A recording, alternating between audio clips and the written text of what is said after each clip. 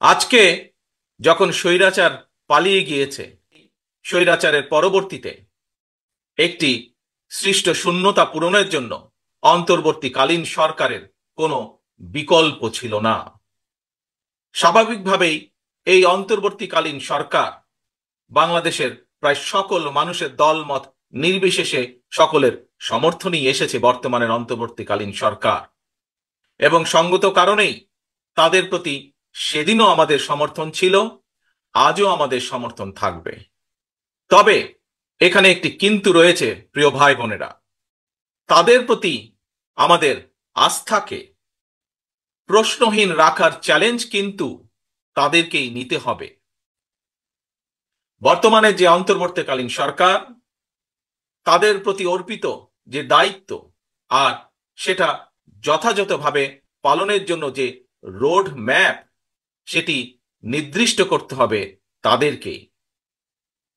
আমরা আমাদেরকে বাস্তবতা বিবেচনায় পরিষ্কারভাবে আমাদেরকে বুঝতে হবে যে সব পরিবর্তন সাধন যেমন তাদের পক্ষে সম্ভব নয়, তেমনি এমন দায়িত্ব তাদের কাঁধে নেওয়া সঙ্গত হবে না যেটা তারা বহন করতে সক্ষম নন।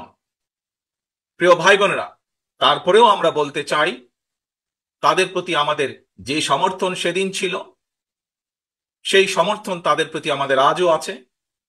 তারা জনগণের মূল যে দায়িত্ব পালনের জন্য আজ দায়িত্বভার গ্রহণ করেছেন, সেই দায়িত্ব যাতে তারা সঠিকভাবে পালন করতে সক্ষম হন, সেই রকম সমর্থন তাদের প্রতি আমাদের অবশ্যই অব্যাহত থাকবে। চলমান ষড়যন্ত্রের কাছে কিন্তু এখনো আমরা দেখতে পাই যে বর্তমান এই অন্তর্বর্তীকালীন সরকার মাঝে মাঝেই অসহায় বা বিপর্যয় বোধ করছেন। এর অবসান যদি না হয়, তাহলে দেখা যাবে যে এদের বেড়াজালে আবদ্ধ বর্তমান অন্তর্বর্তীকালীন সরকার ছোট ছোট বিপর্যয়কে একসময় মহা বিপদ হিসাবে নিজেদের সামনে দেখতে পাবেন, এবং স্বাভাবিকভাবেই তখন প্রতিকারের পথও হয়ে যাবে অত্যন্ত সংকীর্ণ। প্রিয় ভাই বোনেরা, আমাদের সকলকে একটি বিষয় বুঝতে হবে, অনুধাবন করতে হবে। আমি মনে করি সমাজের সকল মানুষ, বিশেষ করে যারা গণতন্ত্রে বিশ্বাস করেন, মানুষের অধিকারে বিশ্বাস করেন, তারা সকলেই বুঝতে সক্ষম বৈদেশিক বিনিয়োগ, আন্তর্জাতিক বিশ্বের আস্থা, আন্তর্জাতিক সম্পর্ক, রাষ্ট্রের স্থিতিশীলতা, ব্যবসা বাণিজ্যে স্বস্তি, জনগণের নিরাপত্তা, দেশ এবং জনগণের যে উন্নয়নের ধারাবাহিকতা, তৃণমূল পর্যায়ে জনগণের নিরাপত্তা, প্রাত্যহিক সুবিধা, সবকিছুই কিন্তু দিতে পারে একমাত্র জনগণ দ্বারা নির্বাচিত একটি সরকার।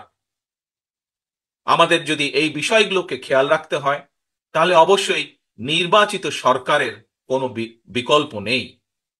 প্রিয় ভাই বোনেরা, আগস্টের যে মহাবিপ্লব, জনগণের যে সফলতা, তা আমাদের সামনে আরেকটি স্বাধীনতা এবং বিজয়ের বার্তাকে নিয়ে এসেছে। স্বৈরাচার পতনের এই মহা সমরে, এই যুদ্ধে বা এই আন্দোলনের সফলতা দেশের সর্বস্তরের মানুষ, রাজনৈতিক দল, ছাত্র জনতা, গৃহিণী, শ্রমিক, সবার অবদানকে আমরা যদি মর্যাদা দিতে ব্যর্থ হই, কিংবা 17 বছর ধরে অবিরাম আন্দোলনে গুম খুন, হামলা মামলা আর নির্যাতনে পৃষ্ঠ লক্ষ লক্ষ রাজনৈতিক কর্মীর অবদানকে যদি আমরা যথাযথ মূল্যায়নে সমর্থ না হই, তাহলে ইতিহাস কিন্তু আমাদের কাউকেই ক্ষমা করবে না। কাজেই এই বিষয়গুলো অবশ্যই আমাদের বিবেচনায় রাখতে হবে। প্রিয় ভাই বোনেরা, আজ আজ আসুন আমরা সকলে মিলে প্রতিজ্ঞাবদ্ধ হই।